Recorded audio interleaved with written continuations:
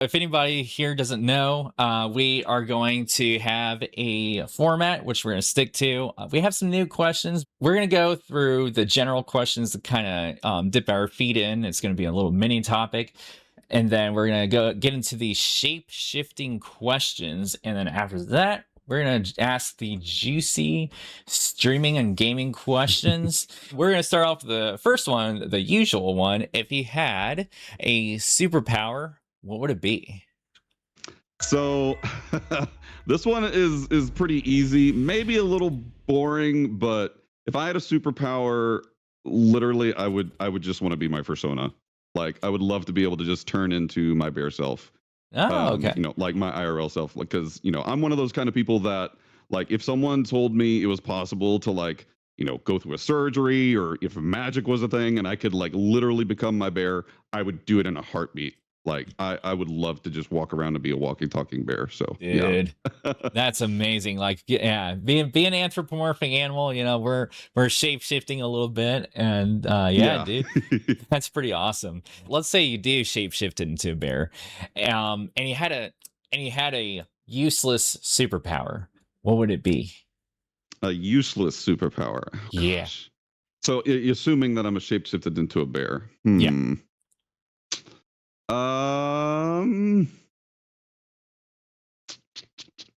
Okay, I'm gonna go with with a bear. I imagine I have bigger lung capacity, so I could like hold my breath for like 10 minutes easy, maybe 15. Okay. I gotcha. I'd always want to. I've always wanted to like transform into a mouse, right? And then, but if I had a useless superpower, it would probably be chewing on cables, right? I think I'd do that anyway, though. Right. Love it. Zeo goes. Zeo. He would be unbearable. Get it? Of course. Of course. Unbearable. Oh man. We love the bear puns. Devin as a rat, not a Yoshi. Hey, you gotta stick with the unexpected. You gotta expect the unexpected. Exactly. Yeah. Well, what's your favorite place to travel to when you're on vacation?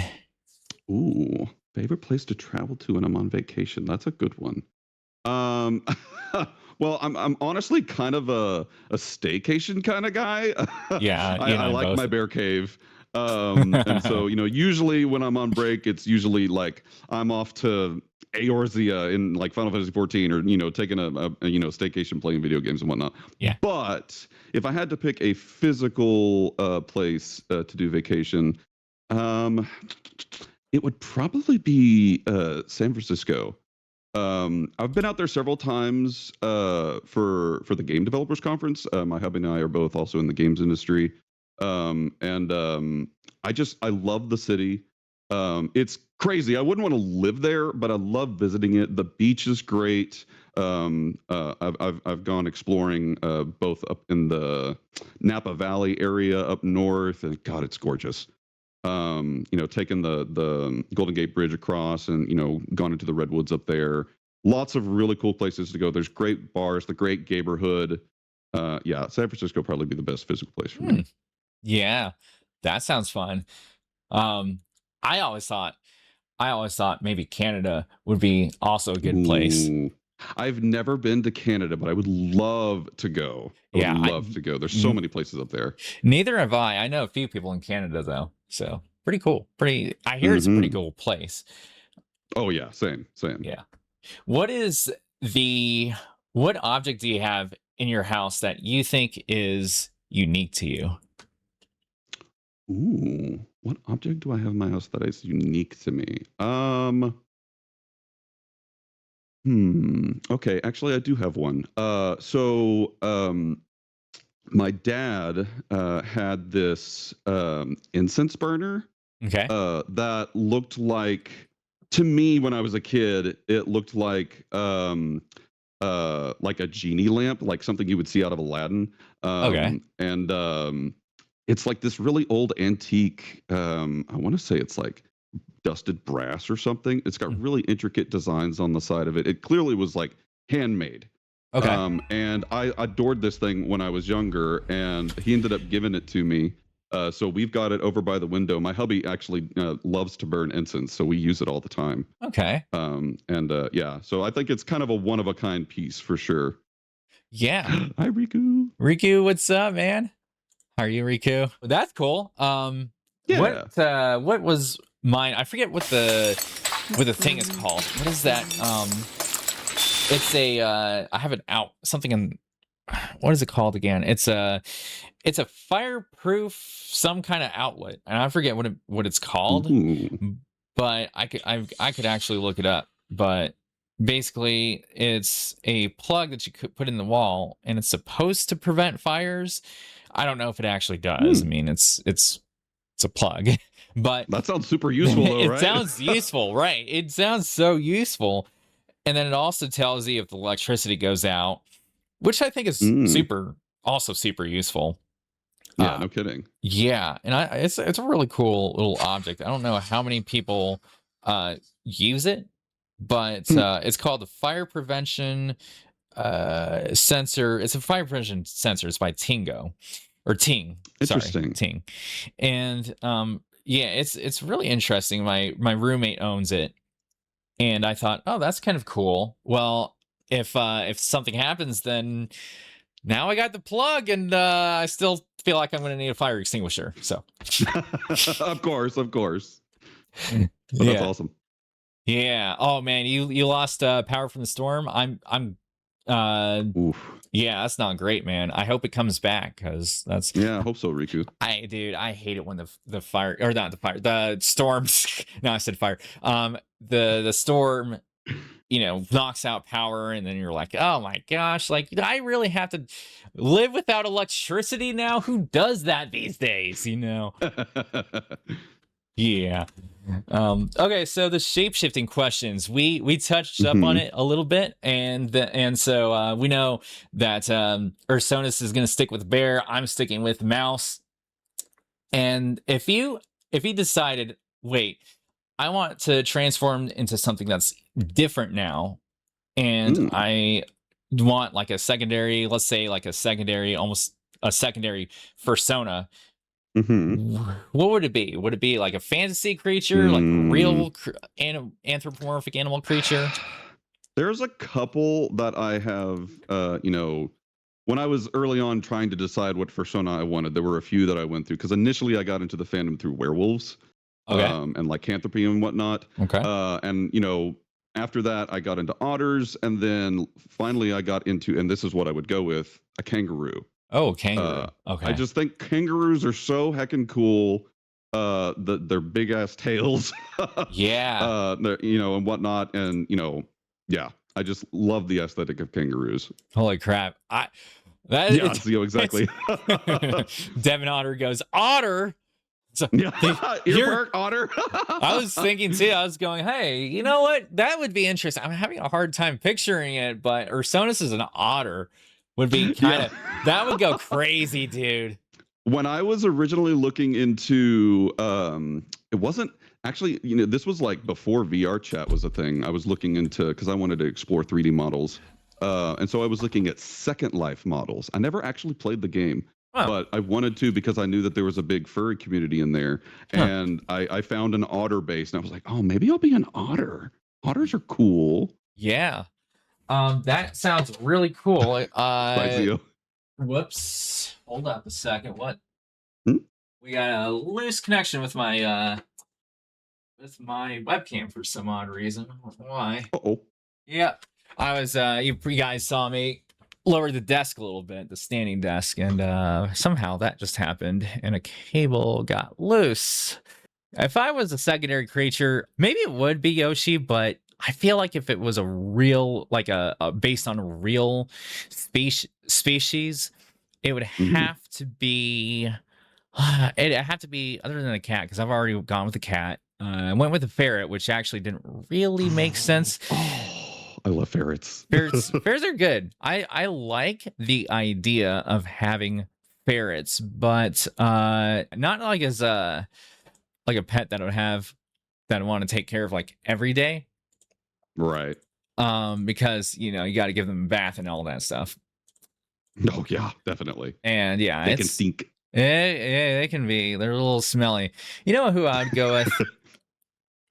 Man, I'm tempted to say an otter too, but I don't really go swimming enough, so I can't really say That's an otter. fair. That's So fair. I do love swimming. I'm gonna So yeah, stick that would be an easy fit. I'm gonna stick with the usual. I'm gonna go with a cat. Cat, Because nice. yes, I do love cats. You can tell they're so calm and Yeah. they think for themselves, right? It's not like, oh yeah, I'm gonna start barking all day like a dog. That's just me. But people do like dogs, so that's good. Nice, This is true. It's very true. So yeah, I'm gonna stick with that answer. Yes. Riku, I can see the chat. Yes. Also, hi Bard, welcome in. If it could transform into any car, what would it be? Oh, that's hard. I'm I'm so bad with car. I am not a car bear. As long as it gets me from point A to point B, I don't care. I mean, I guess I do like mini SUVs. I don't like being too low to the ground and whatnot. Because we drive a Ford Escape. Oh, okay. But yeah, like I don't need anything fancy. But if I could turn into a car, that's interesting. I have to think about this for a second. When I was younger, I probably would have immediately said something like a Ferrari, like some really fancy looking sports car. But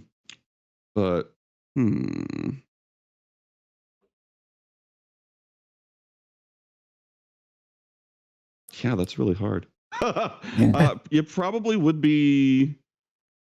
It'd probably be like the Ford Escape we have, though a nice blue color. I love like a dark blue. Blue, besides like my brown fur, blue is definitely my favorite color. So like a blue Ford Escape or something. Yeah, the Bear Mobile. The Bear Mobile, yes. Yeah. You have little ears sticking out. Like first you got the Batmobile, now you got the Bear Mobile. Yeah. Yeah. I feel like it would be interesting transforming either into a Toyota, or it would be interesting transforming into a Chevrolet. Okay, yeah. Just because those I are comfortable. I don't know about Toyotas, but I Yeah. know that Chevrolets are comfortable cars. I like them a lot. Yeah, they can be very comfy. Yeah. So now for the juicy streaming questions. Ooh, all right. So I'm gonna start off real simple here. How long have you been streaming for? So I've been streaming for about 5.5 years. It's easy to remember because I created my Twitch account literally on my birthday, which is July 22nd. So I created that July 22nd, 2020.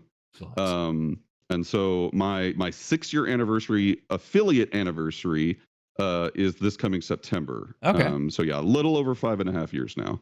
Nice. So a little over 5.5 years. That's pretty good. Happy anniversary in advance. So, thank you. Yeah. That's awesome. So what kept you motivated to keep streaming? Like, in fact, what was the initial reason you started streaming? So the initial no, you're fine, Omega. Great. So the initial thing, it's funny because originally I was not interested in streaming at all. I was a gamer. I loved my games, but I never really watched Twitch all that much. I was all about, I just want to play my game and be immersed and all that. It was actually my hubby that started off streaming before I did. Okay. So he got into Twitch mainly for Twitch Sings, which for those of you who don't know, sadly it's not around anymore. But Twitch Sings was like Twitch's version of karaoke, so you could sing along with like really popular songs. Stupid and whatnot. Copyright. I know. It's like, it was such a cool thing because you could even you could sing your performance and store it, and then other people in Twitch Sings could pull your performance up and then sing in harmony alongside you asynchronously. And then so people would do asynchronous duets and whatnot. It was so cool. He was all about it. And so while he was getting into Twitch and having fun with that, he kept pestering me, man, you should try streaming. You get so invested in these games and the lore. You could be such a great talk show host, talking about your, fascination with the game, what you're doing and whatnot. And I'm like, no, I just want to play my game. I don't want strangers on the internet coming and bothering me. No, I'm fine. But, as I, started thinking about it more, and especially like watching Twitch myself, and especially watching furry Twitch streamers and VTubers especially, I really started to say, well, it could be a cool way for me to like, put myself out there and like be my bear self. And so, I gave it a shot. When I first started, I didn't have a fancy VTuber or anything. I didn't even have a PNG tuber. All I had was like the headshot, one of the random headshots from my ref sheet, and I just like stuck it in the lower left corner. And that was that. I didn't have my real face or anything, but to me it was like I'm being my bear. And so I started, I think when I originally started, we were playing Final Fantasy 14, and so I was just streaming like our Savage rating. Yeah. But I started having a lot more fun with it, and then I started like doing Animal Crossing, and then it was October came around, and I did some spoopy games, and I started really getting into it more than I started really enjoying it more than I expected. Yeah. Especially thankfully because like the initial friends that came by, I had friends from our guild and other places that came and supported me at that initial time and are still here to this day. And yeah, it just kind of clicked. And so by like probably like December that year, I think I was looking to get my first 3D model, and eventually got it. And yeah, it lasted me for a good 5 years, and then we got this new model. I just got this new model at my 5-year affiliate anniversary last September. Dude, that's awesome. I think I met you like has it been 5 months ago at this point? Something like that. Yeah. I think it was shortly after, or right around the time I did this model reveal. Yeah, and you were playing Metroid Prime 4, and that was a good time. Oh yeah. Okay. So yeah, that was November. Yeah. So yeah. Oh, definitely. it was November. Dang, it's been a while. Yeah. It was November/December. So yeah. About 5-6 months ish. Y'all are definitely a big motivator for me to keep going.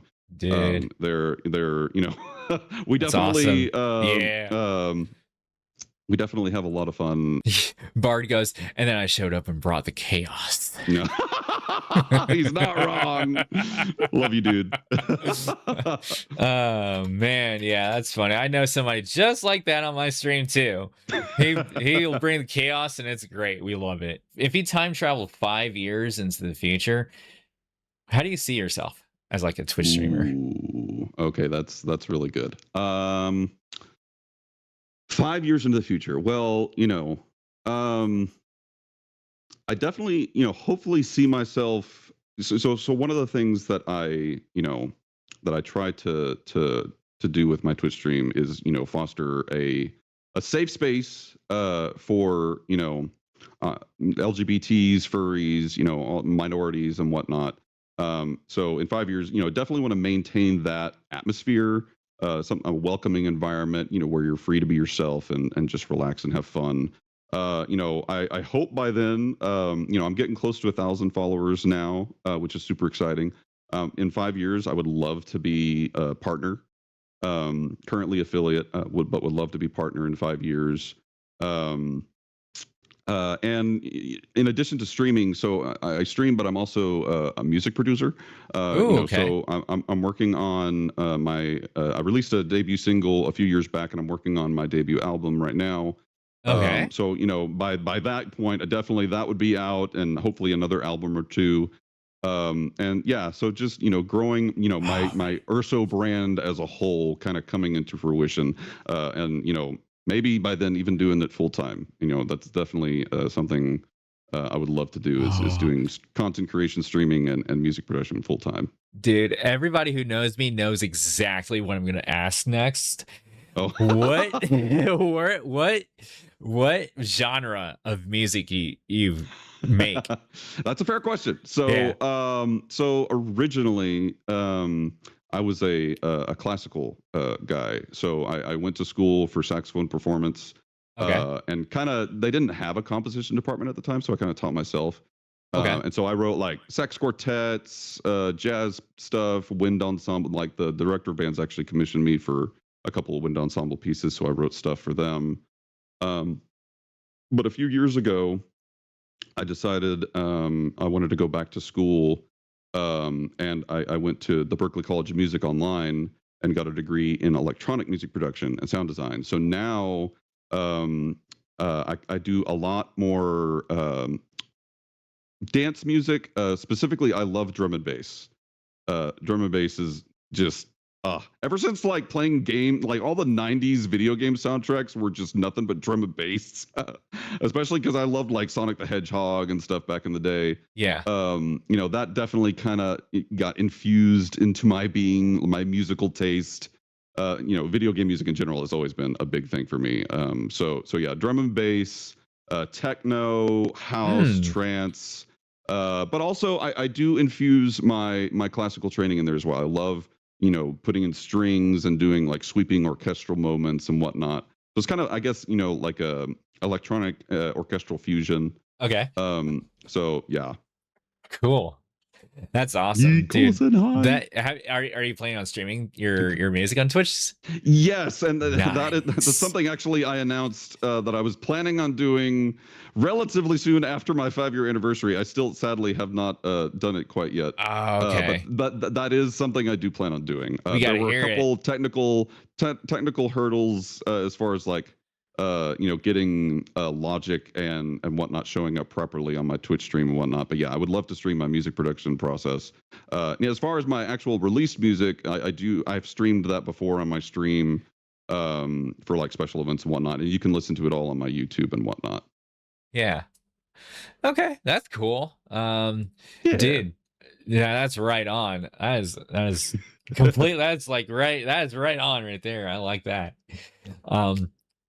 Yeah, so we're gonna get into the short and long form content now. So we're gonna kind of flip this on its head because it's not just gonna be about like, hey, you as a streamer who posts like short form content, long form content, or whatever. We're also gonna talk about like when you see other videos. I kind of want to get your take on it. So Okay. first, I do want to ask, what short form Twitch clip popped off the hardest on your channel? Ooh. Oh man, that's hard. What short form Twitch clip? So there's one that comes to mind that was actually like quite a few years ago. This was still with my older model. Okay. So I was playing Subnautica Below Zero. Okay. And I, just swimming around doing my thing, and went to the surface and discovered there were these little penguin creatures on the ice, and they had babies, and they were so adorable, and I was like freaking out, like, oh my god, look at these little baby penguins. And so I get up to one, and it gives me the prompt as if I could interact with it, and I I interact with it, and it pops in my inventory, and I was like, oh no, I didn't want to like take you. I just wanted to like pet you or something. And then they were Did upon you like me. put it in your pocket or something? Yeah, so the game just like put it in my inventory, and then all of the nearby penguins immediately attacked me. Oh my gosh. And I was like, oh god, oh god, I'm sorry, I'll put them down. And before I could get them out of my inventory, they killed me. Death by baby penguins. Yeah. And yeah, it was pretty hilarious. That one's still in my top viewed clips to this day, I'm pretty sure. Dude, that's hilarious. Dude, Bart is going, kidnapper, you I know, almighty kidnapper, man. I'm sorry, it was an accident. Colson Fox goes, the start of his crimes. The beginning. War crimes. They still never let me down to that for this day. Yeah. Oh man. So what do you think makes a good Twitch clip? And then which clips from other streamers like are your favorite, and to kind of so it's definitely a delicate balance.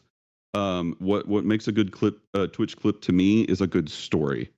Okay. Yeah. There needs to be like there needs to be a beginning, middle, and end. Like you're putting on a small scene. It's not just um, it doesn't feel random. It feels intentional. Like it's well crafted.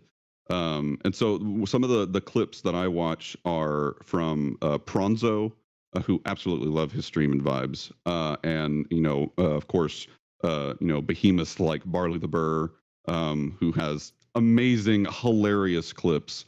But they've got it down as far as like production and maintaining your interest through the whole way. There's Okay. no dead space, audio wise. Like they're constantly going from beat to beat to beat.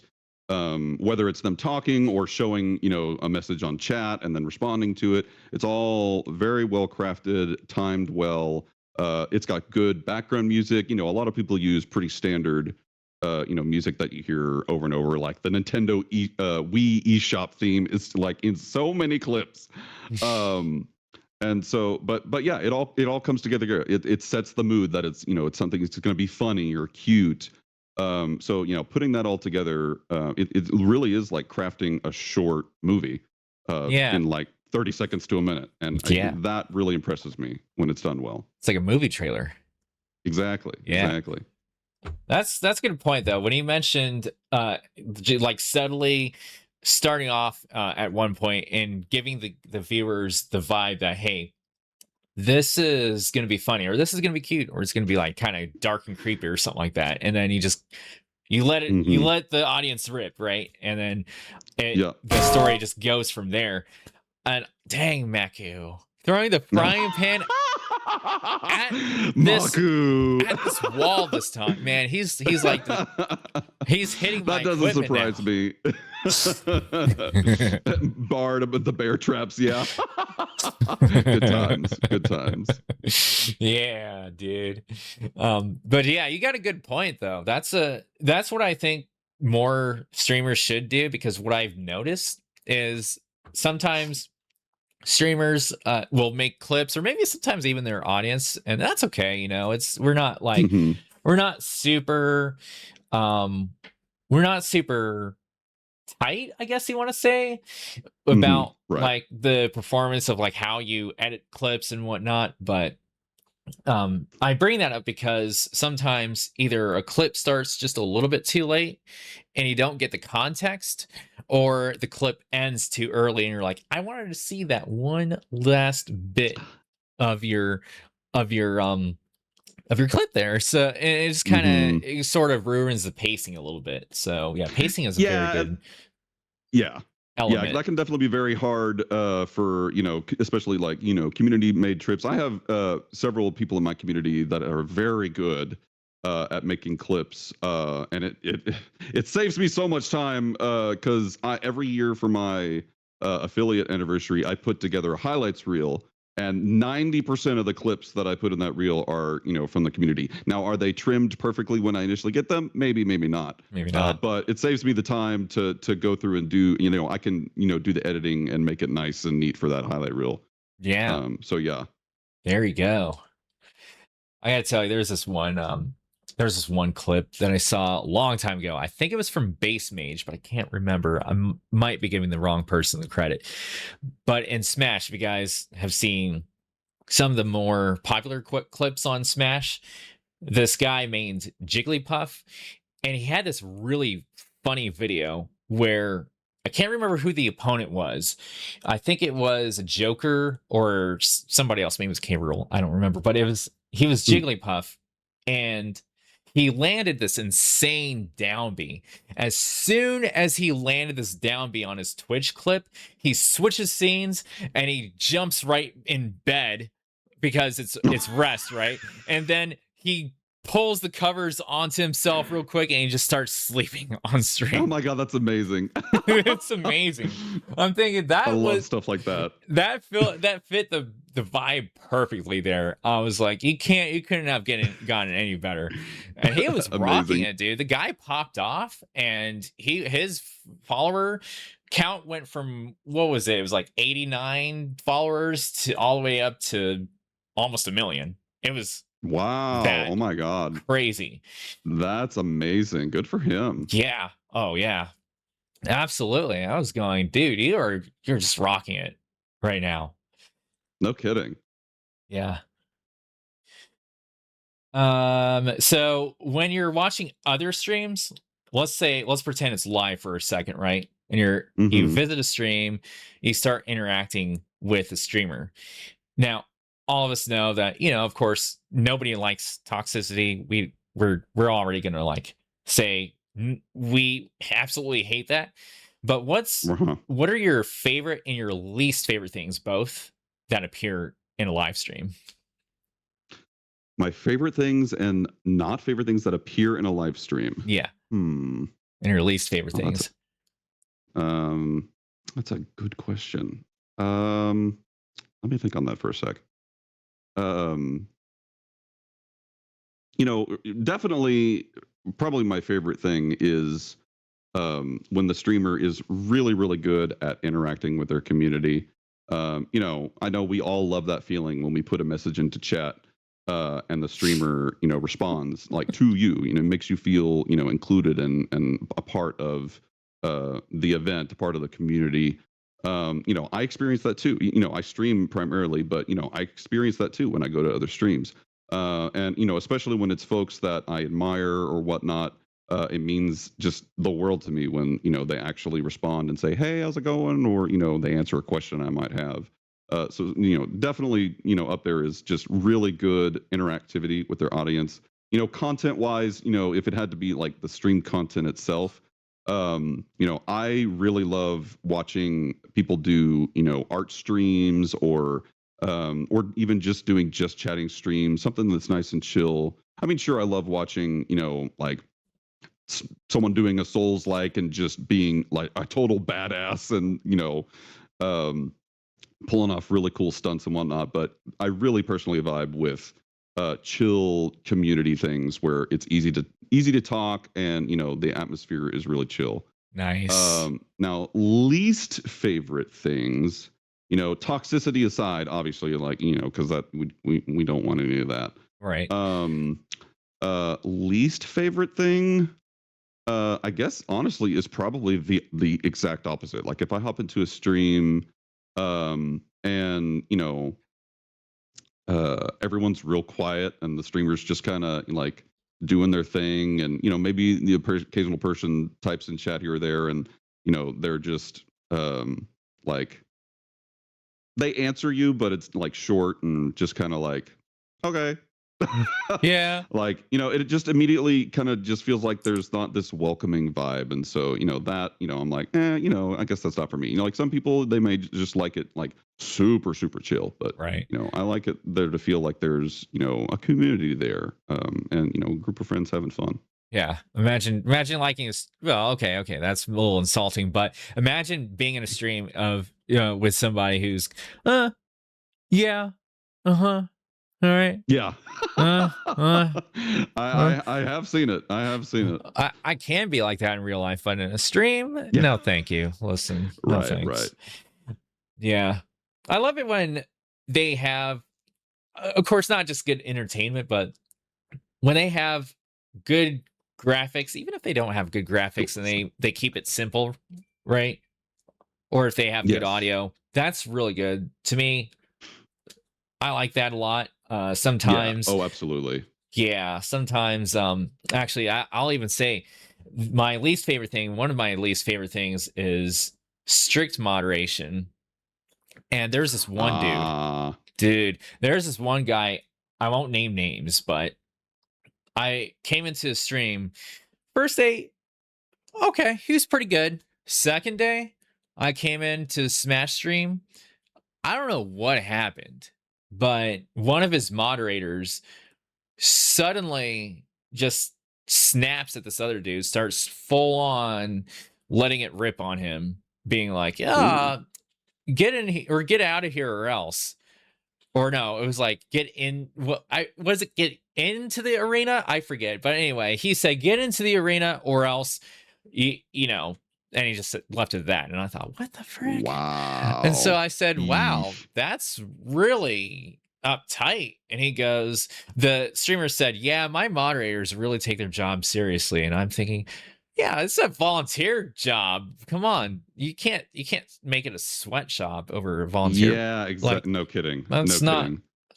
good on a Yeah, I power. agree. I agree. Like, I'm so thankful for the moderators that I have on my stream. But I want to make sure that they're having just as much fun as my viewers. Like, it's very, very low stress. Like, if they show Right. up, great. If not, that's fine too. They have their own lives.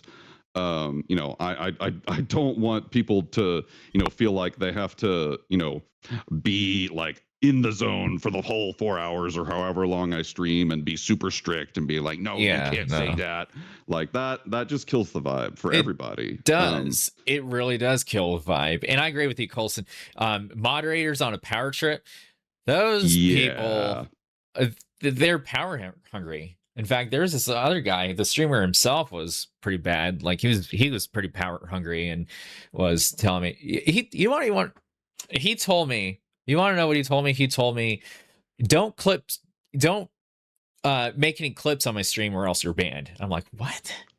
What? Like, that doesn't make any Really? sense. Who says don't clip anything on my channel or you're banned? That's wild. Oh man, I couldn't imagine people not making clips. Like I said Yeah. earlier, I rely on those. I love it when people do that. Like I can't imagine.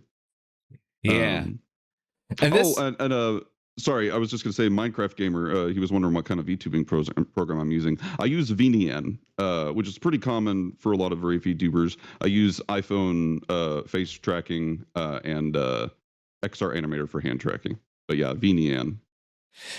yeah.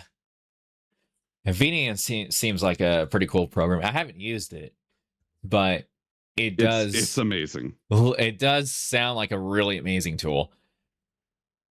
It really does. Yeah, there's so much you can do with it. Like from the node based programming, like you can make all sorts of basically anything that you can imagine you could probably make happen in VNN. It's great. He's asking, how do you spell it? I forget. So it's VNYAN,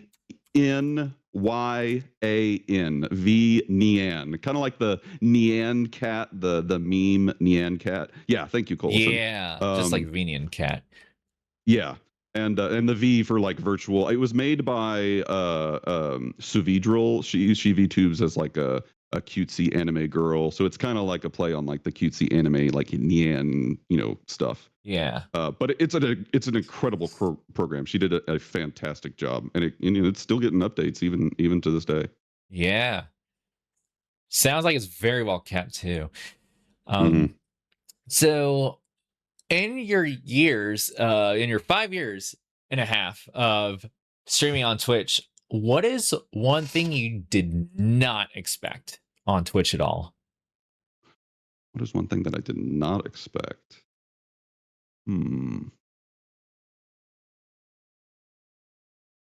That's a really good question. Omega. I mean, honestly, I didn't expect to have the community that that I have now. Honestly, that has been the biggest surprise, happy surprise, and blessing. Because like I said earlier, I'm coming into stream nowadays, and there's by 30 minutes in, there's 28 people hanging around and chatting and watching me, and it's the most amazing feeling. Like I feel so loved. Yeah. And so I never expected to go beyond like 5 or 10 viewers, and so I'm so thankful for where I've gotten. And obviously, like any streamer, I would love to keep growing. I don't know if I would ever want to get too big. Yeah. Some part of me worries about growing to such a large size that chat's just like scrolling at a mile a minute, because I love the part that I love about Twitch is interacting with people, and I hate it when I miss messages and whatnot. So yeah, but yeah, me too. that definitely was a surprise to me, was just how big I've already gotten. Yeah. How has my mic's not picking me up. How has streaming transformed your life as a new hobby? Oh God, it like so much. One of the things that got me into it originally, as we were saying earlier, was using it as a way to see myself and put myself out there as my bare self. And obviously now with this new model that I have, just being able to see, talk and blink and move its hands and wiggle its ears, Yeah. like that, like it brings so much joy and what's the good word for it? I want to say catharsis, but I don't think that's the right word for it. But just the sense of uh, it feels right. It feels like this is me, and that lingers even after stream is over. And so people coming in and calling me Urso or calling me Bear. Yeah, euphoria is probably a good word for it, Bard. Um, but but yeah, people seeing me as this, it really has transformed my life. Like when I first got into streaming, I was wanting to get my music career going, but I wasn't going to associate it really with my persona. It was just going to be, I had like my IRL name, music, as my company name, and now my company is Ursonis Productions. Like Ursonis is more than just my persona. He's my brand. Like everything that I do now is this bear. My music production, my game audio production, my streaming, obviously, literally everything that I want to put out into the world, I want to be associated with my bear self. And so streaming played a really big part of that. And the connection that I made with the community, and the power that had and fostered within me to want to do that. So yeah, it's been extremely transformational for sure. Yeah. And Riku says, and you rock that brand. Yeah. Thank you, Riku. I appreciate you. Yeah. That's amazing. Yeah, for me, it definitely transformed my life too. I mean, I gotta say, at first, like, to be honest, I was thinking like, hey, there's incentive, like there's some things I can earn, because I knew the chances were slim, but I was trying to save up for a movie. But then I thought, you know what? I like hanging out with this online community. I may as well keep doing it. It's pretty awesome. But yeah, once you figure out that that streaming is a real deal hobby, you want to keep doing it more and more. Yeah. Oh, absolutely. Yeah, because any chance you have to entertain, that's a good chance right there. Got to take it. Yeah, for sure. Yeah, one of the big things for me is, in regards to like having the opportunity to entertain. My biggest thing is just putting something positive out into the world. Yeah. Because the world always needs more positivity, especially in times like these. It does. And so, I want to have a space where people can feel comfortable. They can be their authentic self. Authenticity and sharing my true self with the world is what I'm all about. What I want to share and encourage through my stream, through my music. Yeah. Any chance I can do more of that, I'm going to take it. I agree. You definitely need more positivity in this world, and that's the main goal of streamers, is make sure that positivity stays, and it helps recharge everybody. And exactly. Yeah, it's so important too, because like, especially like after a long day of work, or maybe just like read too much of the news. I'm not going to get too political there, but we'll leave it that. But those examples, that's a good reason to go, I'm going to stream for y'all. And the other person goes, that guy's on, I want to join. So I agree with you. Absolutely. 100%. Yeah, absolutely. Bart says, I get that the first time I met a friend IRL and they called me Bard instead of my real name. I had this weird tingly feeling like, wow, that felt right. Yeah. Yes, that feeling. it's addictive. Like when I go to furry cons and people wave me down and call me Ursonis or Urso, like it just, you know, you get this warm feeling in your chest. It's like, yay, I'm a bear. It's amazing.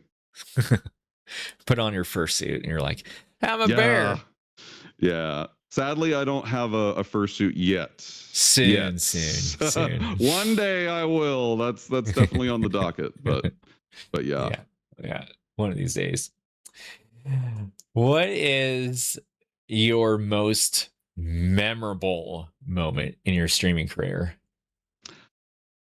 That's easy. That definitely has to be the 5-year 5-year affiliate anniversary stream I did this past September. So leading up to that, I was still using my old model, and I had been searching for a few years because I loved my original model. It was a great model. It wasn't technically designed for VTubing. It was actually purely a VR chat avatar that I then customized myself, you know, just through, you know, figuring it out and you go into good old Google and trying things. And I made it work in VC Face and then later VNian. And it worked for a while, but I wasn't really satisfied with it. It just wasn't hitting right. It didn't look quite right to me. It didn't feel like me. It was a bear, sure. It had a mohawk or a faux hawk, but that was about it. And so I'd been searching for a while for someone to make a new model, and I stumbled across Redesign CG, aka Red, the amazing individual that made this model, and found him at late July, and shot him a message, filled out his form because he just happened to be open, and he accepted it, and he was like, I was like, is there any chance you could maybe have this done like by mid-September? And he was like, oh yeah, I could probably do that. And so I started planning for that anniversary stream then, starting to hype it up, because I was like, oh my God, I could reveal a brand new model at that stream. And so I built my typical highlights reel from all the clips throughout the year. Typically, I make them super, you know, like funny, lighthearted. I put like, you know, Benny Hill style, like silly music in the background because it's all just like silly clips and whatnot. And I did that. But then at the last half of that video, I wanted to do something a little more like emotional, and so leading up to it, one of the games that I played that year was Blueprints. Okay. An amazing puzzle game. Highly recommend it to anyone. Okay. Getting to that final door, to the final room, is such an emotional rush. I wanted to use that same, you know, that same emotional rush for that video, and so I themed it around this journey over the past 5 years and all the different doors we've passed through, all the different doors of our life. And so by the time at the end of the video, the character from Blueprints is opening that door and taking a peek at what's inside, and I made it to where what was inside was this new model. And you know, I composed the music for it myself, taking a theme from Blueprints and then intertwining it with a theme from my album, making it this big like epic orchestral thing. And the response that I got from the community was just electrifying. It was ballistic. The chat was going at a mile a minute, like, oh my God, oh my God. And then just like I couldn't hold it. I like busted out crying almost because it was just such an emotional rush. Because I finally felt like I was able to portray what I envisioned myself looking like to my audience for the first time. Like truly. And so, you know, when I showed up on screen and everyone's like freaking out, I couldn't hold back. Like I'm slightly tearing up now just thinking about it. So that is, you know, not only one of my highlights of streaming, that's a core memory for the rest of my life. Yeah. That's really awesome. Yeah, it was sounds like a really good moment. Man. Yeah. Yeah. Yeah. Thanks for sharing that. Of course, absolutely. Yeah, absolutely. What's oh wait, no, Logan already asked that question. So what was the best suggestion that your audience gave you? The best suggestion my audience gave me. Ooh. Oh, that's hard. Hmm.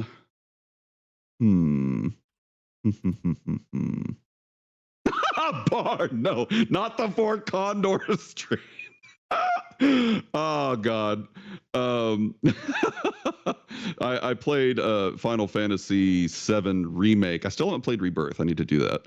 I played Final Fantasy VII Remake a while back, and I hated the Fort Condor minigame. And so there's this recurring joke in my stream, like, so Fort Condor stream suit? Wait, what happened?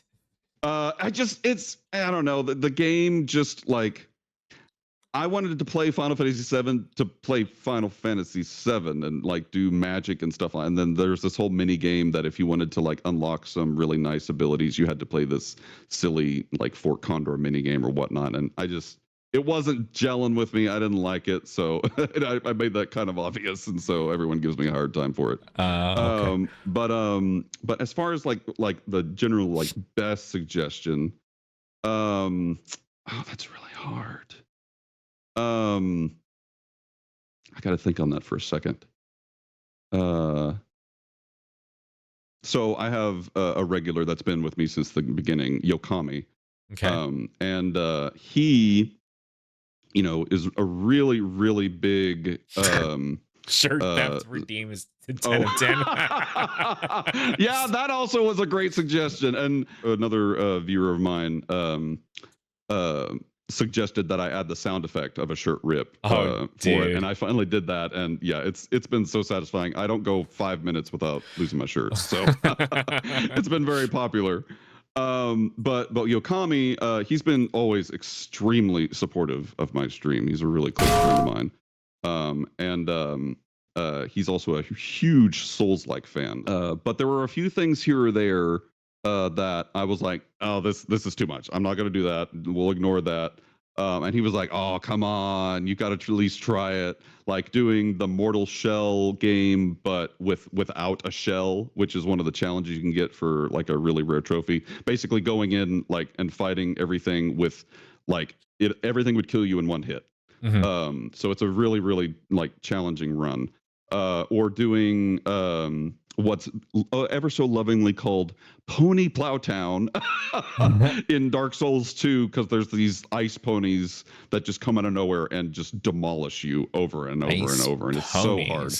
What? Yeah, ice horses, Ice but we call them horses. ponies. Yeah. There was these like really hard challenges throughout, and so he suggested, more or less that maybe someday if I do a subathon, I do like a challenge wheel, and then if we get certain subs, a certain amount of subs, then I spin that wheel and we do one of those challenges. Well, I did that for my 5-year affiliate anniversary. I did a subathon because it was also September, and my community they showed up. They completely demolished all of my sub goals, which was just so humbling and incredible. I can't thank you all enough for that again. That was an amazing first experience doing something like that. But I had an absolute blast going through all of those challenges in the months ahead. Yeah. And it was so many fun memories. Taking my revenge on those ponies finally. Yeah, lots of good stuff. So that was definitely a highlight suggestion for sure. Yeah, absolutely. Yeah. I do love it when my audience makes suggestions, whether whether I really like those suggestions, or maybe that's something that would be a great suggestion for maybe another basically another streamer. That's great too. Yeah. The best one, especially in terms of the look and feel of my stream, is creating my own playlist for my Smash Brothers rounds. Ooh, and I nice. thought, I'm a metalhead, so I was gonna go for like anything that was metal, And then later I would search up for more. I would search up more like cinematic metal music, which is Mhm. alternative metal, and that's my favorite type of metal. So I've Oh been yeah, I looking could for see that. that for sure. Yeah, Or I do love some metal and rock, especially like the more cinematic stuff. I yeah, love that. some cinematic stuff is awesome. I also searched for a few other cinematic pieces or soundtracks on Mhm. Spotify, and those were like super freaking good. So even Logan Oh agrees. He's man. like, I love cinematic music, man. Yeah. I agree with that because I I really see um that cinematic quality. A lot of people see the cinematic quality as like up here, right? Oh yeah. And Definitely. so yeah, art is a very perspective thing, but 100%. most people like cinematic as the top quality thing. Now other people might say, hey, I like web design, I like smash poster ads, and that's cool, I respect that. But Of we course, definitely of go for course. that, yeah, that cinematic vibe. And that suggestion for creating a playlist for myself to fit the look and feel of my graphics and lighting on my in my scene, definitely a good suggestion. So yeah. Awesome. Love it. Yeah. So people keep throwing out the suggestions, and we will always appreciate y'all. 100%. Yeah. Yes. Absolutely. Yeah. So now we're gonna start asking the dark streaming questions. Now, Ooh, okay. before we would just kind of jump right in with 2 feet, but this time I want to try something a little bit different. We're gonna dip our Okay. toes in a little bit into the dirty water. All And right. so first thing I'm gonna ask is a pretty basic one. What was your most annoying technical issue? Oh God. They are numerous and ever going. But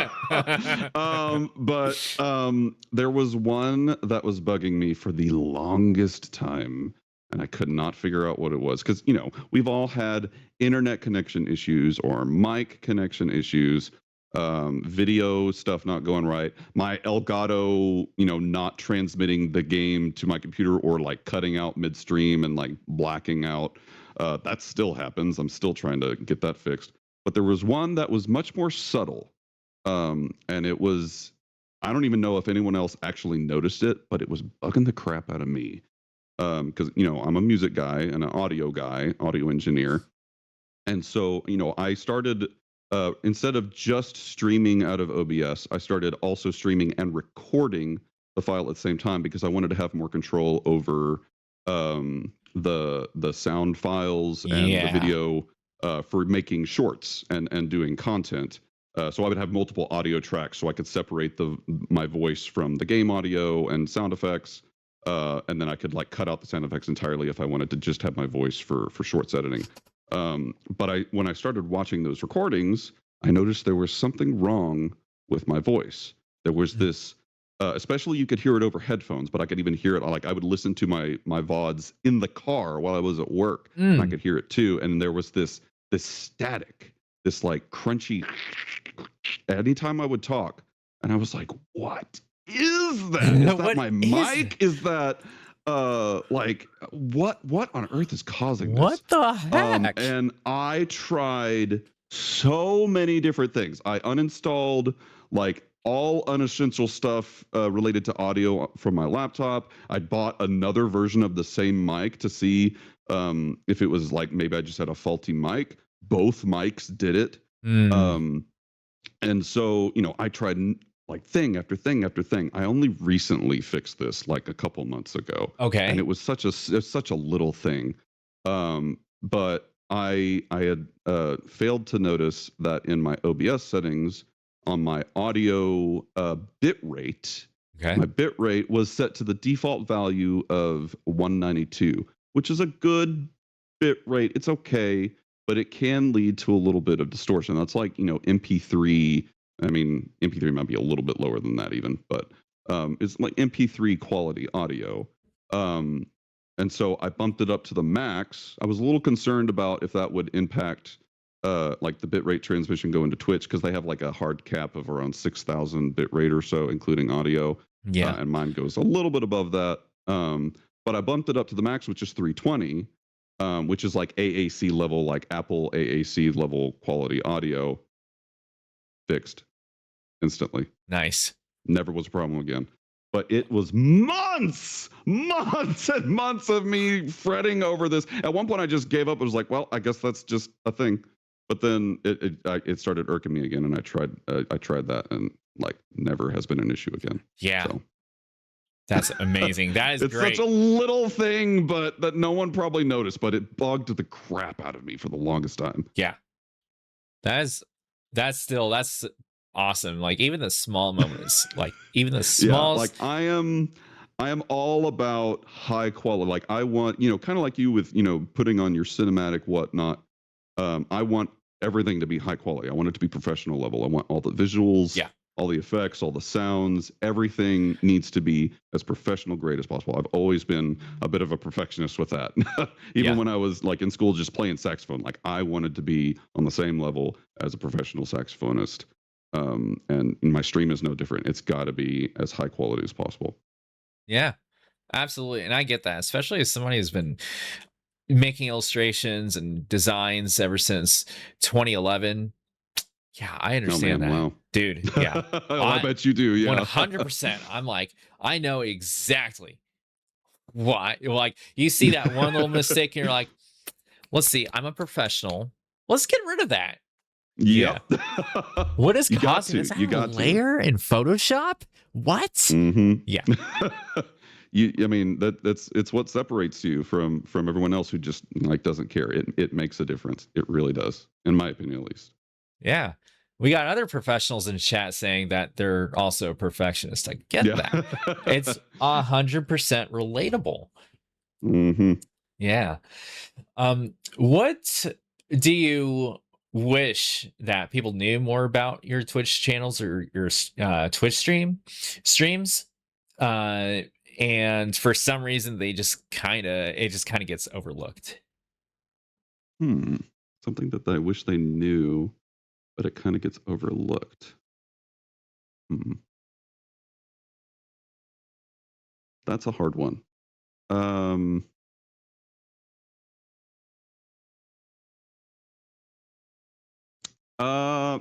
So this kind of goes into moderation a bit, I guess. Okay. So I, I do run an 18 and up stream. We are, somewhat, mature rated, definitely. Is occasional like NSFW light like stuff is fine. I don't, there's a lot of streamers out there that their chat can get real wild with NSFW content. I don't particularly vibe with that. Yeah. But we're adults. Sometimes we make silly comments or fun jokes like hee hee ha ha, NSFW thing here, NSFW thing there. And so Bard requirement. And so it's there. It's something that happens, and I'm fine with it. I'm a very sex positive person. I'm very open about that. But there comes times where new people come in and they see a comment about NSFW something, and they think that that's an open invitation to get flirtatious or make lewd-ish comments targeted at me or even someone else in chat, and it's like, no. I got a story. Let's not go there. There's still a line. There's still a line here that we want to, I know it's kind of a gray area, with stuff like what's okay with one person is not okay with the next and vice versa. But yeah, that is something that I've noticed here and there. And I'm really good. I try not to hammer down on them too hard midstream. I tend to approach people after the fact, like, hey, so this thing happened. Can that not happen next time? Yeah. But because I don't like to put people on the spot. I know it makes everyone uncomfortable. And whatnot. But that is something that happens not like a lot, but certainly more often than I would have expected. And so Mhm. yeah, that would definitely be my answer there. Man, you've had a similar situation to me. When I was at Really? my yeah, so when I was at my my old apartment, which I used to live in, this one lady came in, and I knew this lady from another person's stream. So it wasn't like, oh, like she's a total stranger. But Hmm. at the same time, she had this weird broken English to her whenever she Mm, was a little bit, drunk. And mm, so you could tell when she was drunk because her English would come out so weird. mm. And yeah, she made a comment, and I was like, I messaged her, and I went, listen, I said on Discord, I said, there's a thing that she can talk about with your spouse, but you don't just throw it out there. Like, that's just Yeah. wrong. Yeah. Right. No, I totally get that. Yeah. Like, and again, there's certain things that I think are fine, like a certain little like flirtatious, subtle thing, like using like common replacement words that people use that are more like fun. I think that's can be okay, but when it gets like, oh, I want to do this to you, or it's something like very overt, it's like, no, Yeah. let's not go there. That's not okay. For Twitch or for just like a public, because this streaming is a public performance. You're in a public space. Like, would you really say that to someone in a giant group setting? I Yeah. would think I not. wouldn't think so. So yeah, I totally get it. Bard. Um, yeah, it's just you gotta know, like, Right. what I mean, kind of pretend that it's face to face, because there's Exactly. people out Exactly. there who will say anything behind a screen, but you bring them in Right. face to face, and you're like, no, I don't want to say that. It's like, okay, Exactly. Yeah. why'd you say it on the keyboard? you know, Yeah. Yeah. I so wish more people would adopt that, because yeah, a lot of people do. You see on social media, a lot of people hide behind their user profile or whatever. But the moment you're face to face, yeah, it's all completely different story. yeah. How do you deal with chatters, whether it's obvious or not, that they want to hurt your stream? So, like I said earlier, I try not to put people on the spot for like initial infractions. Like, Right. we'll play it off, haha, let's maybe not go there and then just Mhm. move on. But for repeat offenses, my initial thing, if it's something that's like really obvious, like they're there to just be a troll, I just ban Mhm. them. Yeah. Like I used to be extremely conflict averse, but streaming has made me much more comfortable with initiating that if it's for the safety of my community. Right. So if someone's just very obviously being a troll, no, you're gone. Bye. I block and move on with my life. But if someone's like, like they they want to be there to have a good time. They respect me as a person, but they're just crossing the line a little too often. I try to go to DMs and be like, hey, like you can't do this. Let's try not to do that. And then 99% of the time, we're good. And then they move forward and they're totally fine and they're a great community member henceforth, and it's great. Okay. There are Nice. some instances I've had where, I've had a talking with someone and then they kept making mistakes. They kept kind of like crossing the line or doing things that were making me uncomfortable, obviously making people in chat uncomfortable. It wasn't like like hurtful stuff necessarily, but it just was killing the vibe. And so, for those like it's kind of like one strike, two strike, three strike, you're out. And Mhm. I've had to get to three strikes with several people, and I don't make a big deal about it. I don't like, I tell my mods that, hey, I tried with this person, but they're not a good for our stream. I've banned them. But otherwise, I don't tell anyone in my community. We just move on with our lives. So yeah, I try to keep the peace as much as I can, but I got to protect my people. I got to protect my community, and make sure that everyone there feels safe and comfortable and all that kind of stuff. Exactly. Yeah. I was laughing because Omega put on the Oh. my whole job is to kill the vine. Lies. You're funny, dude. If anybody's wondering, why is Devin laughing at that? Well, I wasn't. Yeah, no. Yeah, he brings the good boy vibes. Pup Yeah. is a good boy. Yeah. Oh man. Yeah, and especially like if they're I've mentioned this so many times, so I'm probably beating a dead horse but at this point, but especially if they're angry or they get like offended real easily. You know what I'm talking about? Mm-hmm. Yeah. Yeah, and then okay, this person just you got to just work on the interaction skills a little bit more. Yeah, Just a little definitely. bit And more. I know we all come from different backgrounds. People have different experiences. People are of different age. Like obviously, if you're in my stream, you got to be 18 and up. Like if you're below 18, you're gone. Sorry. Yeah. But I have a very big range. Like I know that there are people in my chat that are 18, and I know that there are people in my chat that are almost 50. And probably there could be even be older that I don't know about. So we're all different. We're all at different stages in our life. We've had different experiences throughout our life. I get it. But there's certain etiquette that I feel like is kind of expected for most streams, and you gotta learn. You gotta get with the program. Yeah. Right. Okay, so this is probably gonna be the hardest question of the entire stream. Oh boy. Okay. Have you ever gotten rid of a VIP or a mod in your streams? Ooh. I have not had to get rid of a mod. Okay. For sure. All of my mods have been wonderful. Thank you guys. I haven't gotten rid of a VIP. That's an interesting question because I tend to be a little reserved with who I give VIP to. Originally I just had it as like a redeem, because early on when I didn't have the VTuber, I didn't have a whole lot of different redeem options. So I was like, well, if they got points to throw away, 10,000 points, you're VIP for a day.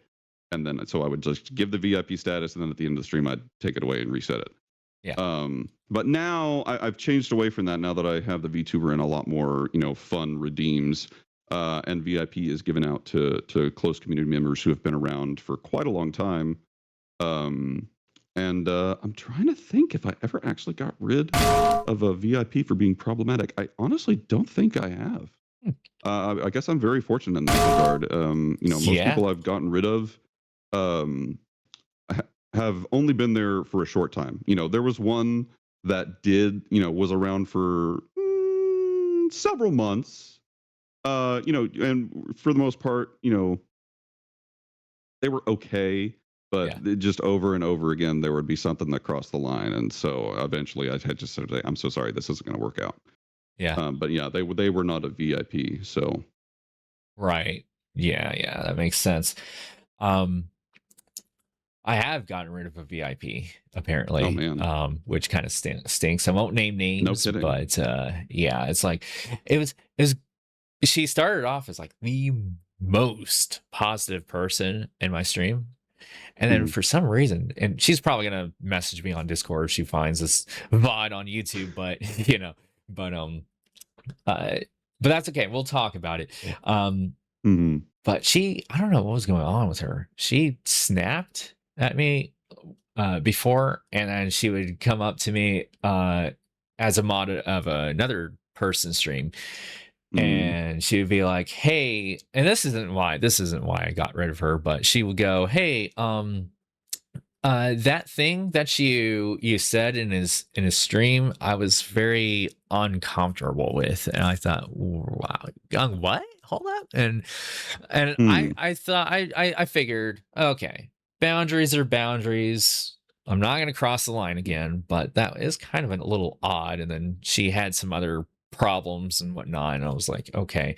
The main thing is she snapped at me, and I'm like, oh man, I'm pretty sure if she was joking, it did not land that way. But yeah. I was like, she's not even coming to my streams anymore, so I may as well just kind of remove her as a VIP. I was like, that's totally fair. I'm not going to do that anymore. Have you ever considered quitting and streaming on Twitch? And if so, what motivated you to keep streaming? Excuse me. You know, my gut reaction is no, of course I haven't thought about quitting, but you know, I can't say that the thought hasn't crossed my mind. Particularly a few years ago, when I was, you know, going through an emotional time, and I was overwhelmed, and you know, Twitch. I did actually take like, like a 5 or 6 months break from streaming. I took quite a sizable chunk away. But ultimately I missed it, and I wanted to come back, and I did. And you know, the big thing that was Omega. Well, you know, the big reason that I came back was because I missed my friends. I missed my community, and I wanted to share one of the big joys I get out of streaming, besides you know, just hanging out with people, and also, you know, seeing myself as the bear really does bring me a lot of joy. But one of the big things that I love is sharing these moments with people. Like, there are some awesome game experiences out there. Like just on Sunday, I finally beat Silk Song, like all the way, 100%. And that final boss fight took me hours, but that when we finally got that last hit, the adrenaline rush is just huge. And you know, chat goes like, oh my god, yay. And like, it's an amazing feeling to share that moment with people. And I realized, like, when I took that break and I was gaming by myself, it didn't feel the same. You know, like I said at the beginning, like I used to be like, I just want to stream this game by myself and be immersed and whatnot.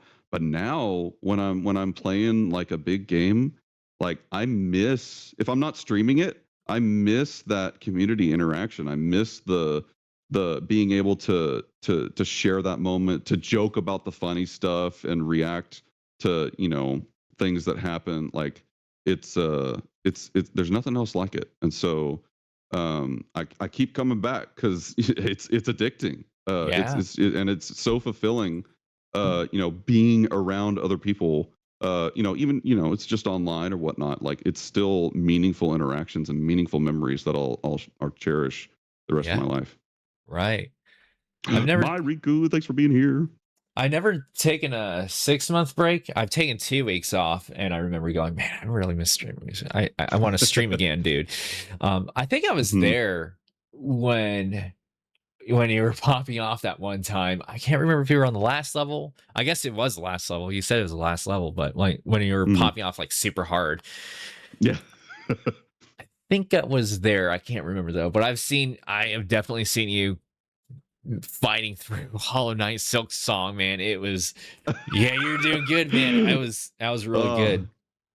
Yeah, it took so long. Like, that was nearing like Elden Ring levels of numbers of streams it took me to beat the game. I think 27 streams to beat that game.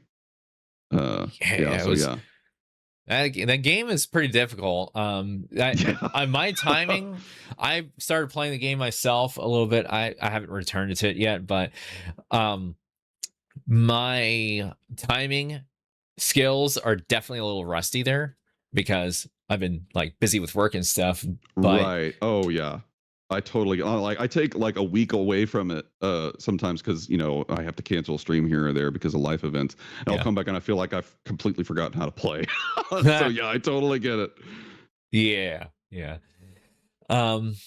So before we move into the gaming specific questions, Bear, Urso, I called you Bear.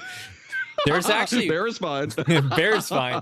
There is one streamer who used to go by Bear Trap, and so really? I guess I kind of subconsciously like had that in my head. That's but funny. Urso, do you have any piece of advice for anybody who maybe a new Twitch streamer or somebody who's been around for a little bit? A lot of people get into streaming because they see, you know, all these other big streamers having so much fun and success. And not saying this is a bad thing, but they get that, you know, I want to make it big. I want to do, you know, I want to, you know, reach these goals and have this huge audience and do this full time and whatnot. Like, it's okay to have those goals, but don't just stream because you want those goals. There's no point to like, you know, beating yourself ragged trying to reach this goal that you know you technically have no control over. You do not have control over people coming to your stream. You don't have control over people subscribing to you, cheering bits, joining your Discord community. You don't have control of other people, period. The only thing that you can control is you and what you do. So focus on that. Focus on the things that you can control. Make everything as high quality as you possibly can, whether you are streaming IRL or you have a VTuber. You know, get nice assets for your stream, the visuals, make sure the audio is good. You can put out shorts. You can advertise yourself on other platforms. Do all of that stuff because you enjoy it. You have fun. Like, life is short. Do something because it brings meaning to your life. So anything out of your control, it is what it is. Anything within your control, exactly. Go ahead and make it work. Knock yourself out. Knock yourself out and make sure you have fun with it. So 100%. Absolutely. Okay, so the gaming specific questions. So I know you're a variety streamer. I am, yes. And which is awesome. What was your favorite game you played so far on stream? Oh man, that's a hard question because there's so many games that I've loved. Okay. Silksong is definitely up there. So as far as games that I enjoy, my top 3 favorite genres have got to be Metroidvanias, Souls-likes, and puzzle games.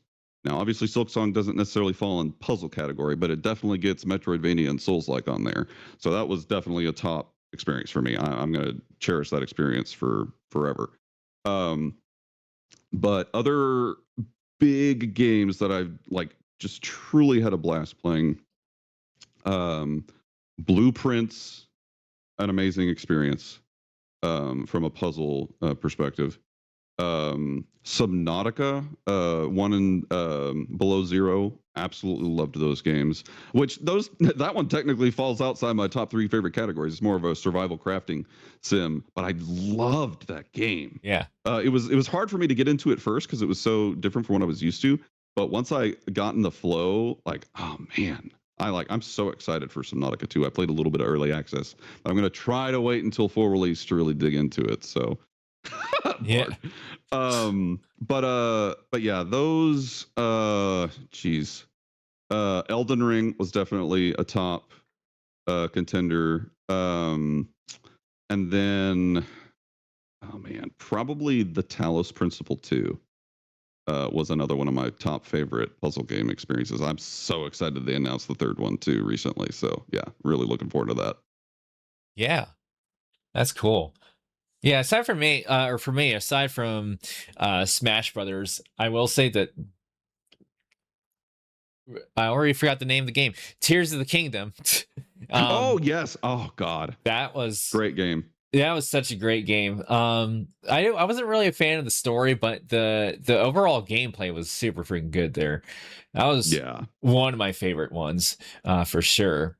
Yeah, I didn't stream that one, but that was one of my personal games, and man, God, it's so good. It is. Oh man, the exploration is great. It kind of makes I mean, you got to start somewhere, but it makes Breath of the Wild look so basic, and you're like, right? Yeah, so many it really more. Does. There's so many more things that you can explore, like so many more places you can go to. Like you have an underground world now, which that was super cool. That blew my mind when I saw that. I was like, what? Yeah, so much effort put into it too. I mean, you could tell. It was like, what the world? You know, it is a behemoth of a game for sure. Really, really is. The graphics here have always been good, which I absolutely love. There's so many things. There's so many things about that game. What was your least favorite game so far on Twitch? Okay, this one I actually do know. My least favorite game was it was a JRPG called Scarlet Nexus. I remember seeing this. I'm typically not a big, like, I love JRPGs. I grew up playing Final Fantasy, and a variety of others. But I tend not to be enthralled by like the very like anime JRPGs. But I wanted to give this a shot. I saw the trailers and I thought, oh man, that actually looks really cool and like serious and dark. And I like serious and dark things. It was not my cup of tea. No. it was very much like a notice me senpai simulator. Like, it was really serious and dark. Yeah, exactly. Like it had like it had so many like interesting, it did have some cool story beats, and the visuals were gorgeous. I loved the animation and art style. For someone who's not like super into like anime, I love anime, just not like super big into it. But I loved the art direction and whatnot. Yeah. But God, it just like it really fell on like the like all the girls love the one guy. At least that's what it felt like. And so it just something about it. I was just like, and like the gameplay was meh for me personally. Like the action combat was neat and all, but there wasn't a lot of like exploration, which exploration is a big part of what is fun for me. It was very linear. And so I just I didn't have a great time with it. Yeah, no. Yeah. Bard. As much as like, hey, it's like I like dark games, but I don't like horror games. I'm glad it didn't sound like it landed in the horror category, but like yeah, I will not play a horror category except for in this. Logan introduced me to this game, Casualties Unknown. That game was interesting. I at first I was like, okay, interesting. Then at the end of stream, I was like, I don't know if I would play this game again. But now I've heard of that game, yeah. But yeah, now I'm like, okay, maybe this game isn't so bad. I like that there's no spirituality in the game. You know how like some a lot of horror genres will have like the ghosts and it's like yeah, exactly. Yeah. So I thought, well, Casualties Unknown is pretty good. There is another game that Logan introduced me to, which I haven't streamed yet, but I'm actually kind of thinking about it. It's called Gunsaw. You heard of that game? Ooh, no, I haven't. It's the prequel. No, is it the prequel? It's a sequel, but it's well, Casualties Unknown is the prequel, but Gunsaw is pretty much, it has all the same characters, but you're more into the future, whereas Casualties Unknown, to my understanding, is you're just landing on, I don't know if it's like a different planet or what, but Casualties Unknown, you're trying to survive. It's got all the survival mechanics and stuff, and it looks really hardcore. Yeah, it's hyper realistic, and then he also got Cold Slaw, Gunsaw, and Coleslaw. Gunsaw, which is, it has no survival mechanics, but you're going around shooting enemies, and it's Coleslaw, exactly. And I don't know really much about the game, but I'm thinking about. Yeah, I'm thinking about. I'll have to look into it. Yeah. Yeah. So, yeah, it's one of the games that I kind of want to play in the future. And speaking of which, what games do you want to play in the future? Oh gosh, there's so many. Oh, I have a very big list. As I'm sure most gamers do, our backlog is always bigger than our current playing list. But the next big game that I've been meaning to play, now that I'm done with Silksong especially, the next big game I do plan on streaming is Clair Obscur Expedition 33. I've heard Oh, nothing yeah. but good things about it. I actually, when we were at the Game Developers Conference earlier this year, they do, for the last 3 years, they've been doing annual concerts conducted by Austin Wintory, which is, if you don't know, he's a very prolific game composer, amazing stuff. But he puts on a show with a live concert, live orchestra and whatnot, doing game music from throughout the previous year and maybe even some like older years too. And of course, they did some music from Claire Obscur and even got 2 of the main actors up there like singing and whatnot. And oh, it was amazing. So I've been extremely excited for that game. Yeah. I didn't know they Other were having a games. live Oh, sorry. Go ahead. performance. They're having a live performance. Yeah, at the Game Developers Conference they do Oh. every year. Yeah. Oh. Yeah, it was truly amazing. It always is. Um, but yeah, the music from that game, I still love. I know a lot of people know this, like from hearing through the grapevine, I'm sure, but it just amazes me that they found the composer for that game through SoundCloud. I always Like, forget literally just the name of this. Yeah, I don't mean to interrupt you. I always forget the name of this No, you're game. fine. It's called what is it? Claire Expedition 33. Yeah, Okay. Claire Obscur. Claire Expedition Obscur. 33. Yeah, that's what it is. I saw a lot of that gameplay, and dude, well, at least for the beginning levels, but the visuals in that game are eye candy, dude. I was thinking like, Yeah. hey, I remember man. watching Persona 5 and I'm comparing, and they're different games, but I'm comparing Claire Obscura with Persona 5 and I'm like, this game does it a little bit better. Yeah, it's the visuals are truly incredible too. The art style is wonderful. It's like this cinematic realism, but with a heavy dose of fantasy, and it's gorgeous looking. Absolutely, dude. And I like the camera movement that they have moving, like when they attack, they're like whoosh, like with the camera, they'll pan in all of a sudden, and then they pan out. It's kind of like a bounce. It's nice. Yeah, the cinematography and whatnot is spot on. It's so spot on. Done really, really well. Yeah, the cinematography. Yeah, I agree with you. It is spot on. Very much so. What is the very first game that you played on stream? Ooh. Ever. So this was I actually did like a trivia question a while back. So every year when I do my my affiliate anniversary streams, I do stream trivia. Okay. And that was actually one of the questions on, I think, my 3-year anniversary stream. I think it was fuck, now I can't remember. Sorry. It was either Final Fantasy 14 or Animal Crossing. I want to say it was Animal Crossing. Okay. But Animal Crossing New Horizons, to be specific, on the Switch. Yeah. Yeah. Because it was around the same time that I was doing Savage Raiding, so I went back and forth between the two. But yeah, Animal Crossing, I'm pretty sure was the original. Yeah.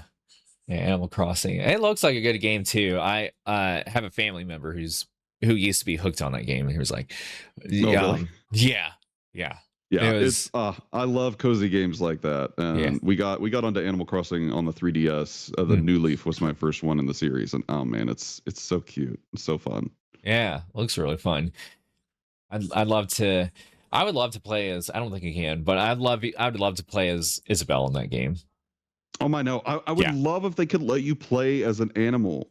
Like, it's the one thing that's missing from that game. Like, because you can only you have a human villager that you customize and represents you, but then all of the other inhabitants are animals. I would love if they made an Animal Crossing game where you can actually play it as an animal. Yeah, we should. It's weird because I thought I saw other people playing as like animals, but maybe I'm wrong. I don't know. Yeah. I mean, maybe on like if people are like porting it like to PC or something, like jury rigging it and like making mods and stuff for the game, then I could see that. But yeah, as far as like the official version, yeah, you can only play as a human. Yeah. Okay. Yeah, exactly. Omega Furry Crossing would be amazing. Yeah. What was the most difficult game that you played? Oh man. I mean, obviously one of the Souls likes. Silk Song is up there. I don't think it's the most difficult. Probably the hardest was uh the Elden Ring DLC. Okay. Elden Ring was already a really hard game, but the DLC, oh my god, they went up to 11, especially the final boss. I literally it took me probably like 5 hours to beat that boss. Yeah. The emotional release when I finally beat that boss, I still remember just yeah, just I like was that. so done. Like, yeah. Oh man, it was so hard. It was an amazing game. I loved the game. Absolutely one of the best experiences in my gaming career, for sure. But damn. Yeah. You're like, damn. And then you beat the boss, you're like, yes, I love that. I beat the boss. Yes. Finally, it's been 5 hours. Yeah. Yeah. There truly is nothing like, I know Souls-likes aren't for everyone, but there really is nothing like that emotional rush when you beat a hard boss. Like it's addicting. Yeah. Like, I love it. Right. Yeah. Still kind of wonder if Silk Song is probably the most difficult game I played. Yeah, I'd probably say that. It's close. Yeah. It's definitely close, especially going for 100%. That final boss is nuts. Although, you know what I have done? I've played Metroid Dread, and Ooh, that game yes, is really good. I wouldn't say gameplay wise, it was super hard. It was pretty difficult, but the maps, the maps in that game were just like, oh my gosh, they made it so puzzly. I could not speed run it, but like I could play through it once, and I was like, hey, I beat the game, great. And then one day I decided, let me go ahead and do another run. And I got halfway through and I was like, you know what? I am really not enjoying the second run, because there's that one level before he got the speed boost where you had to do something. You had to go to a completely different, what seemed like an unrelated level, in order to, I guess you had to use the grapple beam, and you had to like pull something away and then use your what do you call the tri beam? I forget now, but I forget too. Anyway, I think I know what you're talking about. There was so much that you need to do on that particular level. It just killed it for me. And I was like, I'm not playing this. That's totally fair. Yeah. Yeah, it was a really hard game. Particularly with the horror-ish element with the Emmys stalking you in those certain areas. And then the final boss was rough. Yeah. Really heckin' rough. Oh yeah. The final boss was difficult, man. That took me, I want to say, like 3 hours to beat, if I had to guess. Yeah, it took me a good bit. But yeah. Oof. It was really difficult. And then what else? I mean, I think I want to say the game aged pretty decently well. Like the aesthetics definitely aged pretty well. Not so sure about the design, like the map designs. Me, that's fair. Personally, I think that they could have done something more interesting with the maps where you have to hide from the enemies. I think they could have done something better there. I just don't know what. I'm not a map designer. I'm not a 3D map designer, so I don't really know. That's totally fair. Yeah.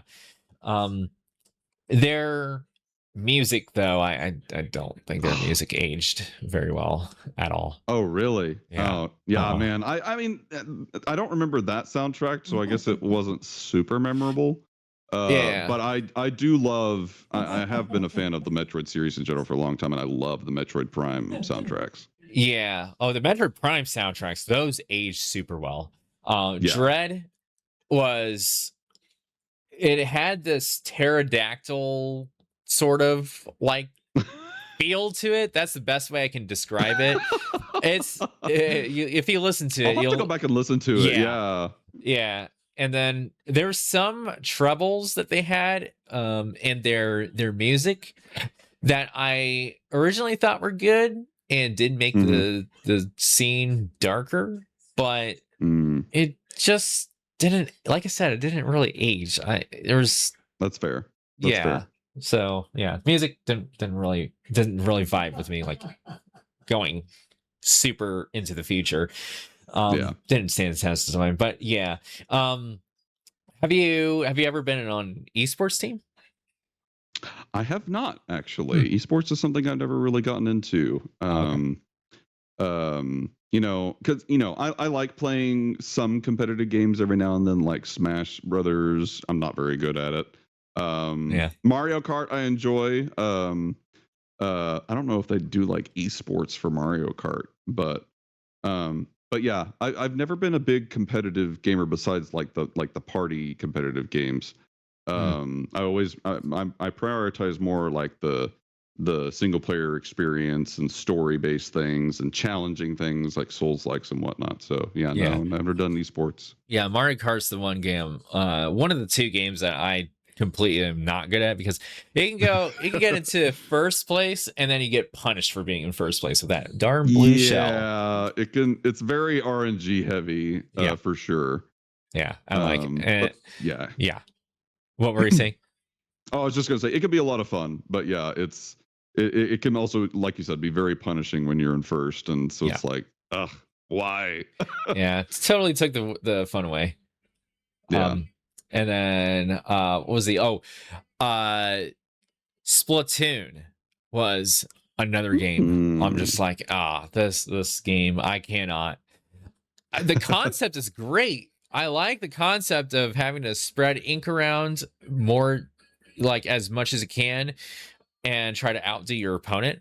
But hmm. I always sucked at it. Like there was this, Yeah. because every time I would try to KO the opponents, they were.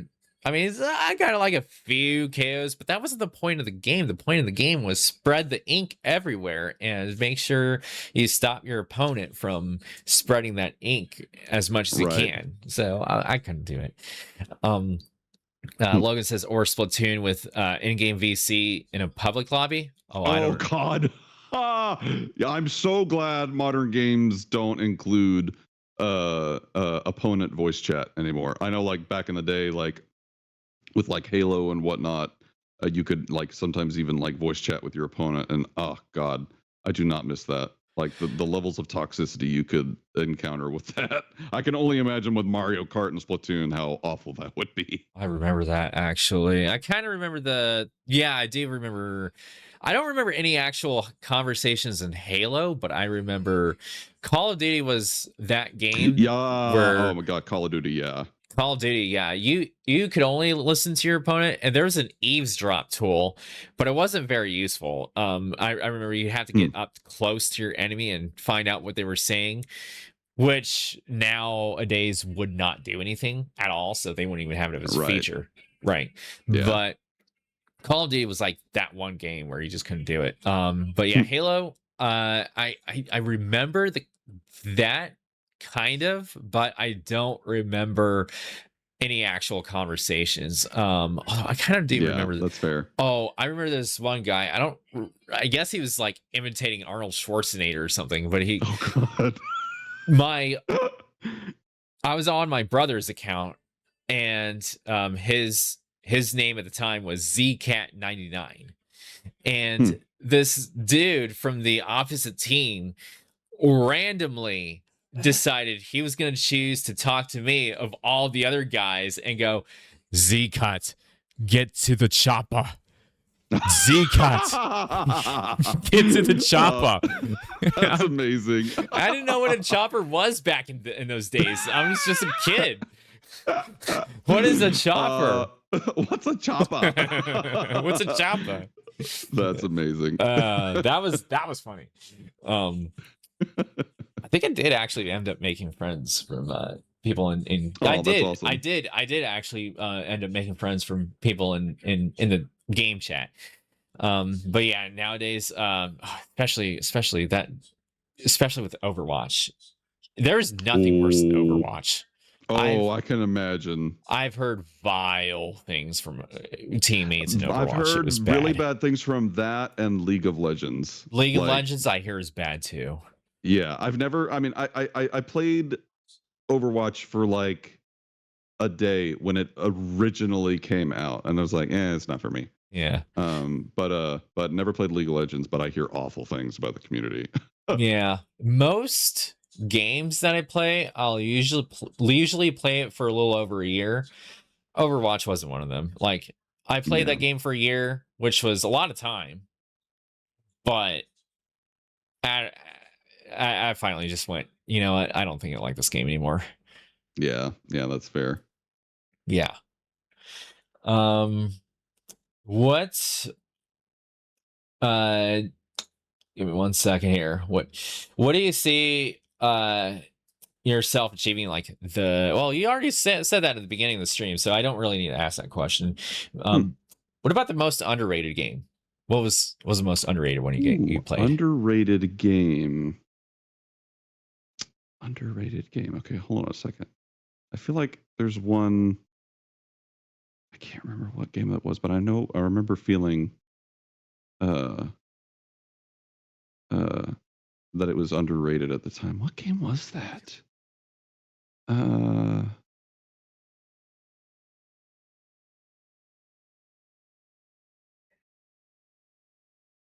Gosh, now I'm blanking, of course. Yeah,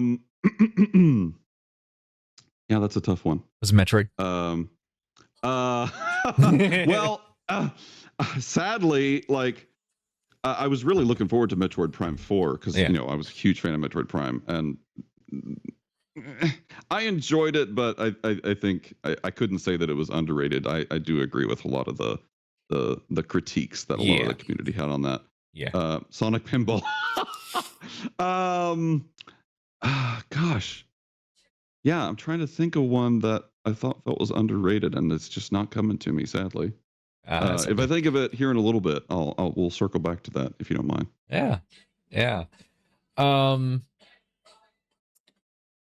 kind of don't have a whole lot of other questions, but chat, what games have you all played that you absolutely enjoyed playing throughout the course of your lifetime? Yeah, no, I have to say, for me, like, the most underrated game that I played, I really do think it was Metroid Prime, the remaster of Metroid Prime, because that game was freaking amazing. Zelda, Omega says Zelda. Minecraft, good choice. Logan, of course, says Minecraft. Okay. It's in the name, it makes sense. Yep, exactly. Yeah, I sadly haven't gotten the remaster of Metroid Prime yet. I really need to. It's really good. Because I loved the original. I played the original, and then I played when they reported it out to the Wii U in the Metroid Prime trilogy. And loved it. So I just, I'd already played it twice. I didn't really prioritize the remaster, but I do man, they did a great job with the graphics on the remaster for the Switch. So I definitely need to get it at some point. Yeah. Absolutely. Bard says No Man's Sky. Oh, yes. No Man's Sky is great. Hades 1 and 2. I don't know anything about Hades. I'm currently I've had Hades 1 on my Switch for a while, and I just picked it up again recently. Actually, last night I got to the final boss for the first time. I didn't beat him. I thought I did, but then he went into a phase 2, and I was like, no! And he wiped the floor with me. Oh, yeah. Hades. I'm trying to remember Hades 1 and 2. I don't remember what that game looks like. They're really difficult roguelikes. They're made by Supergiant Games, the same people that did Bastion and Transistor. If you know those. But yeah, Hades 1 and 2 have definitely been their most well-known and successful game for sure. Yeah, it looks like you play as the son. In the first one, you play as Zagreus, the son of Hades, and he's trying to escape hell, or the underworld, basically. Okay. So it's a really interesting story. It's Greek mythology, all the Olympians and whatnot, and really, really well done. The voice acting is incredible, and yeah, really, really good. Pocopia. Oh my God, Pocopia is so good. I've heard. I bought that leading up to the Game Developers Conference and played it on the plane right over there and back. Like Oh, I've heard nothing but good things about Pokopia. yeah, it's so cute. And like, I swear, every single time I play and pick it up, uh, something new and like surprising happens. There's so many little details and new mechanics even that they keep throwing at you. It's just it's amazing. Like they nailed it with that game. It's so good. Oh, are Yeah, you Omega? Nice, playing it right now. Hell yeah. playing it right now, right here, right now. Well, while you're still thinking about that question, do you have any subscriber goals for any games you want to play? Oh, subscriber goals? Yeah, Like if you reach this goal, then I'll play this game or yeah. whatnot. I don't really do that. Okay. The only time I've ever done like subscriber goals was when I like did that September subathon. But I never tied like specific games minus like the whole like challenge wheel thing. I guess, that kind of counts where if you reach this sub goal, then I'll spin the challenge wheel, and then whatever game challenge it lands on, then I'll do that. Okay. But yeah, currently I don't have any sub goals for stuff like that. I am planning my next subathon, which will probably be again in this September. But yeah, currently I don't have anything like that going on. Okay. Okay. Um.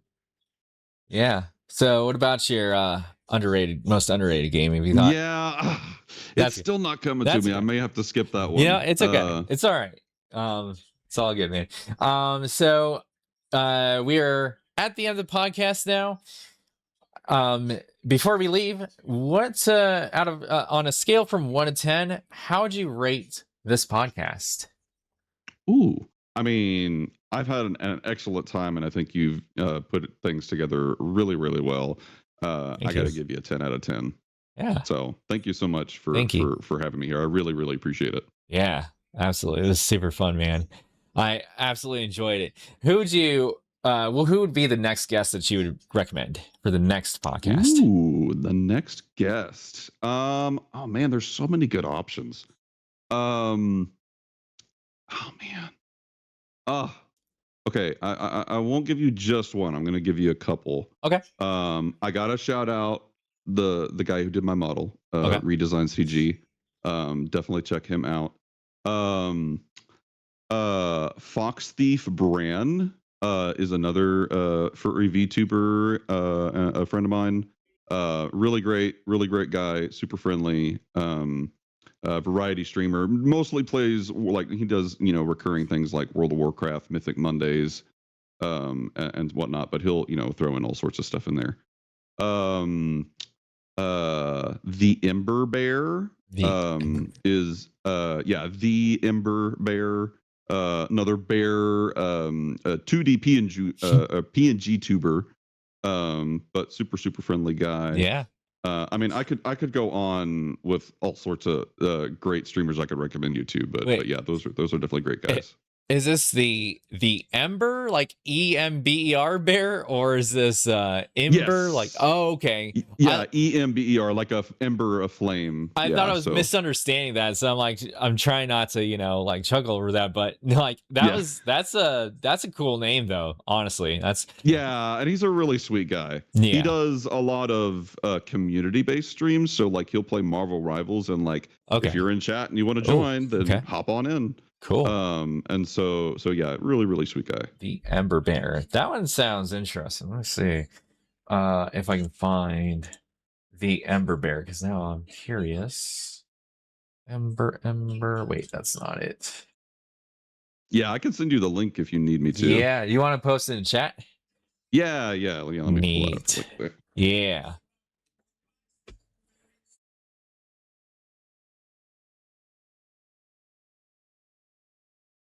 But yeah, well, it was a really fun night. There he is. Okay, so I'm gonna look at this guy's stream. Yeah, he's super friendly. I think he streams Monday, Wednesday, Friday for the most part. so he may not be live now, but Okay. yeah, definitely a good guy. Yeah, sounds really good. I think I've seen this guy. Haven't you raided this person before? Oh yeah, definitely. Yeah, we've raided each other actually. There was one night I was playing Metroid Prime 4 and I was about to raid him, but you know, I just like barely took a glance in his stream. I wasn't sure if he was ending or not. Barely. Yeah. But like about like 10 seconds before I was about to raid him, he raided me. It's just like, oh my god. So yeah, it's too funny. That's awesome. Okay. Yeah, I gotta check this guy out. His avatar is vaguely familiar in my head. I was like, I think I remember this dude. But yeah, that's cool, dude. Well, dude, guys, thank you so much. Thanks Omega for coming in. Urso, thank you so much. Thank you so much. Yeah, thank you so much for being a guest. This was heck of fun. Absolutely. It was my pleasure. Again, thank you so heckin' much. I really, really appreciate you taking the time. Absolutely. And thanks, chat, for being here. Appreciate everybody. Yes, thank you, everyone. Being part of the podcast.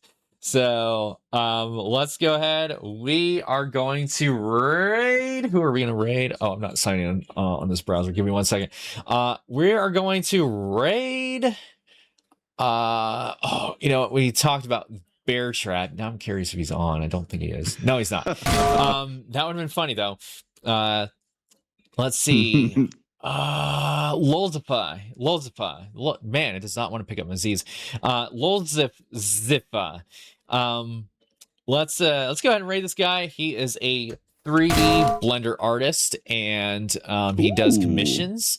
And so yeah, let's give him that raid. And guys, y'all have an amazing rest of your week. Check out Urso if you have not. It's Ursonis is his full display name, username. Yeah. And he's got some really good content. I can guarantee he's a great streamer. Thank you so much. I appreciate that. Yeah, don't forget to check him out and have an amazing rest of your week. We're going to be back on Thursday, 8:30 p.m. EST. All right. Bye. Bye.